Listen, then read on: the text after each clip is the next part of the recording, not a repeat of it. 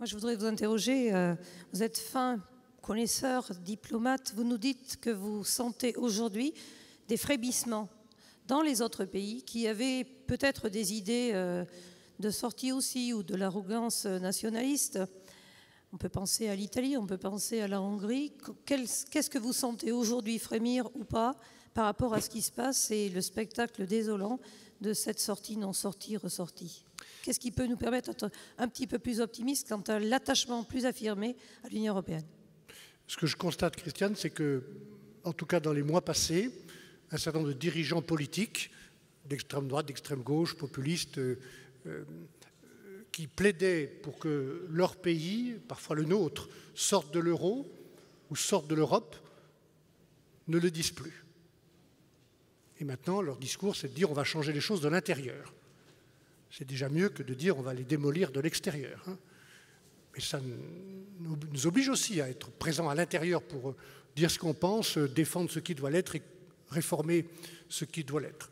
Alors ça, c'est ça qui me rend non pas plus optimiste ou pessimiste. Vous savez ce que l'un des pères fondateurs de l'Europe s'appelait Jean Monnet, avec Robert Schuman. Et quand on interrogeait Jean Monnet, qu'on lui demandait « Monsieur Monnet, est-ce que vous êtes optimiste ou est-ce que vous êtes pessimiste ?» Il répondait « Ni l'un ni l'autre. Je suis déterminé. » C'est vraiment le moment, même si ces gens ont baissé d'un ton, d'être déterminés pour expliquer, défendre et en même temps réformer.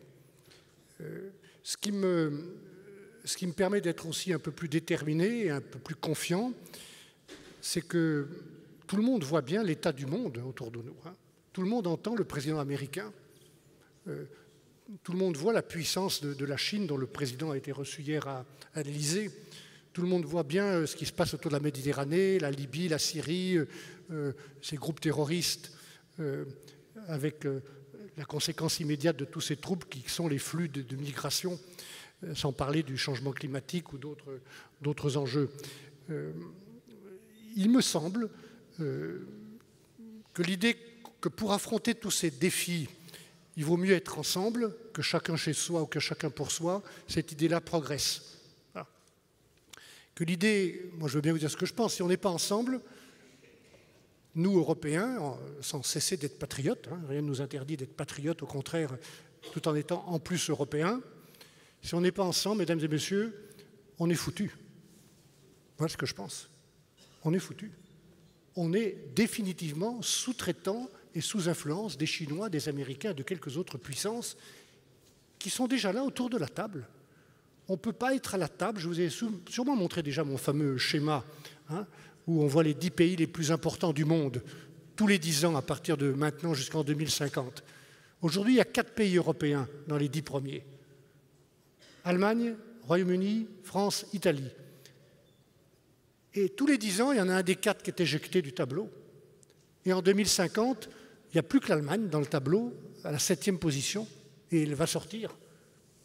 J'ai pris les mêmes chiffres pour montrer ce que ça donne si on reste à 27 ou qu'on est seul, comme le Royaume-Uni a choisi d'être seul. Et bien si on est 27 ensemble, marché unique, on reste 2, 3, 4, on recule, mais on reste dans le tableau. Et le Royaume-Uni sort inexorablement. Si on n'est pas ensemble, on est foutu. Ça, c'est la clé. Et je pense que, je parle franchement, je peux tenir un discours de responsabilité comme vous l'avez tenu, y inclut Christiane dans les dernières élections aux chambres d'agriculture, avec des résultats qui montrent que le discours de responsabilité qui a été le vôtre, les gens le comprennent. Ben, ce discours-là, il faut le tenir, et vous devez le tenir, parce que ce qui est en cause, c'est une des premières politiques économiques, la seule d'ailleurs pendant très longtemps de l'Union européenne, qui est la politique agricole. Ce qui est en cause, c'est, ou derrière la désunion ou le repli national, c'est la nationalisation de la PAC et de quelques autres politiques. Et donc pour ça que je pense que si on nationalise et qu'on se rétrécit et qu'on se recroqueville, on laisse le champ libre à ces grandes puissances qui sont déjà à la table, parce que leur population, leurs ressources naturelles, leur territoire leur permet de compter par eux-mêmes. Nous parlons d'États-continents. Chine, États-Unis, Inde, Brésil, Russie. Ils sont là, et ils vont rester là tout le temps. Et nous reculons, sauf à rester ensemble, parce qu'aucun pays européen n'a la puissance et la capacité de parler tout seul et de se faire respecter par un de ces pays tout seul. Voilà. Michel Barnier.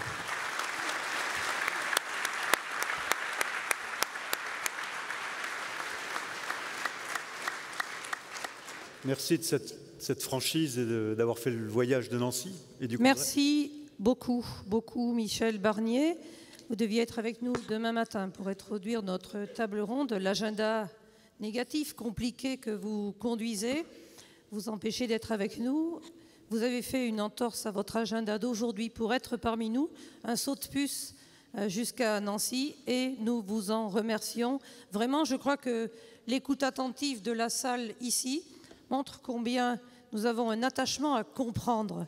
Et ce qui vous distingue probablement parmi les leaders politiques que nous côtoyons et que nous apprécions, c'est certainement que lorsque vous parlez, il y a beaucoup de pédagogie, mais aussi que vos convictions transpirent. Vous êtes habité par ces convictions européennes, vous les portez depuis longtemps et vous en parlez remarquablement bien.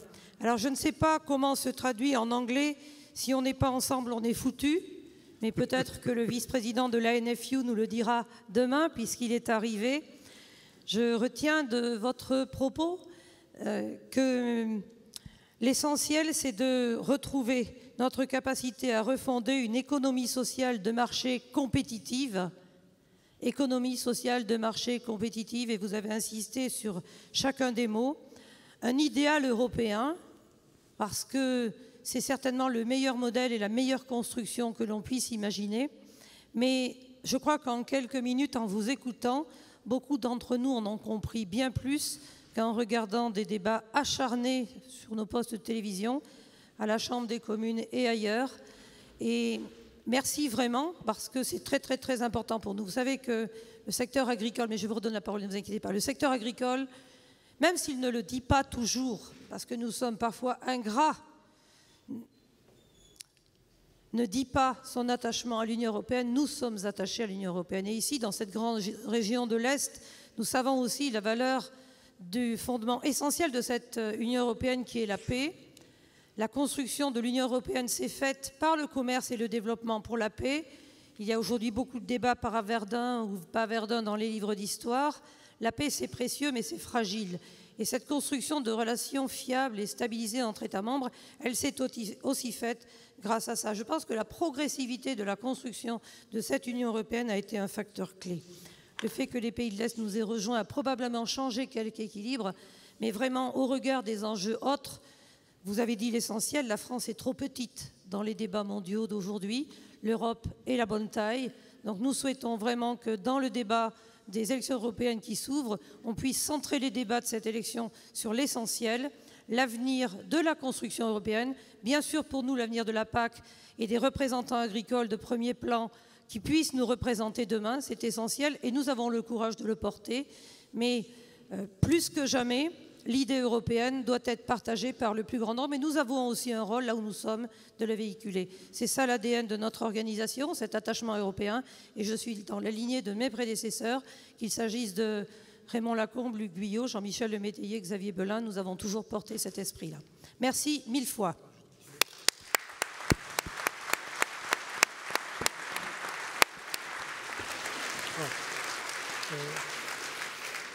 Christiane, juste d'abord merci de m'avoir accueilli cet après-midi, mais je dois retourner à Bruxelles, il y a tous ces votes ce soir et demain je serai en Pologne pour continuer ce travail, pour cultiver l'unité des 27 et expliquer, écouter aussi.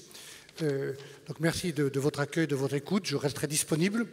Je n'ai rien oublié du dialogue que j'ai eu, vous avez parlé à l'instant de Luc Guyot, j'avais été très frappé à une époque, lorsque Luc était président des chambres d'un document qui avait été fait bien avant l'élargissement aux pays d'Europe centrale, de pédagogie, de comment les dirigeants agricoles français, les syndicalistes avaient pris en main eux-mêmes l'explication de ce sujet, alors même que partout ailleurs, les gens rasaient les murs et avaient peur d'en parler. Ça, je n'ai pas oublié ça, ni tous les dialogues que j'ai eus avec vos prédécesseurs comme avec vous-même. Donc je resterai disponible. Deuxièmement, j'ai deux points à vous dire. Prenez soin de l'Europe, mesdames et messieurs. Prenez soin de l'Europe. Elle est fragile. Voilà. Et si elle est fragilisée, comme certains le veulent, à l'intérieur et à l'extérieur, tout change. Hein, et tout sera plus difficile. Je ne dis pas que les choses sont faciles. Je vous ai dit avec beaucoup de véhémence qu'il y a plein de choses à changer. Mais si on laisse ce projet se détricoter comme veulent le faire certains, à courte vue, alors tout sera plus difficile. Dans la vie quotidienne, dans la vie des territoires, dans la vie collective, tout sera plus difficile. Et mon deuxième message, il est de dire, il ne suffit pas de prendre soin, il faut être acteur, comme vous l'êtes dans ce discours responsable, acteur pour préserver cette grande politique économique et humaine qu'est la PAC.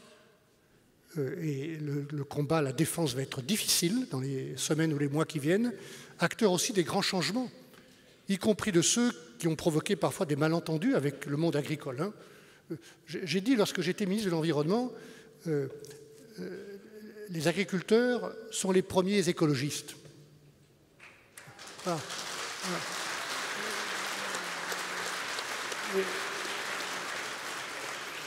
Je l'ai dit comme ministre de l'Environnement de la République française et je l'ai redit lorsque j'étais ministre de l'Agriculture, parce que je le pense. Hein, c'était en 93-94. Hein. Voilà. Donc je le pense profondément. Ne vous laissez pas donner des leçons, même si, comme vous l'avez fait, Christiane, et avec d'autres, vous avez amorcé ce changement pour prendre à bras-le-corps le défi du changement climatique, de la biodiversité, de la maîtrise pour la réduction de l'usage des pesticides. On connaît tous les risques et tous les dangers. Ne vous laissez pas donner des leçons, soyez acteurs de ces changements pour les années qui viennent. Et là où je serai, quelle que soit la place où je me trouverai, je continuerai à vous aider, à vous écouter et à vous accompagner. Merci de votre attention.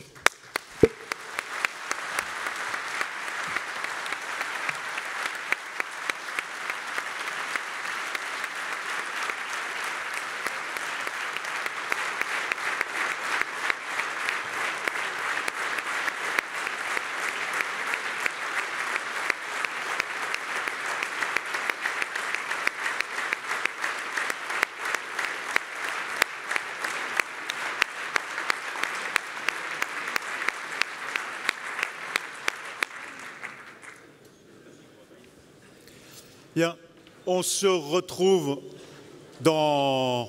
Je prends les instructions auprès de... Tout de suite ? On ne sort pas, me dit Christiane, donc pas de pause et on va enchaîner. Je vais chercher mes fiches. Non. Je vais chercher mes fiches. Voilà. Non, ne sortez pas, vous venez d'arriver, les amis. C'est un plaisir d'écouter Michel Barnier. C'est le genre d'homme politique qui fait du bien et qui nous dit combien il est important de s'investir et d'avoir un discours responsable. Vraiment un très très grand Michel. Merci Michel, pardon, vous nous quittez. Vous avez beaucoup apporté à notre séquence. Merci beaucoup.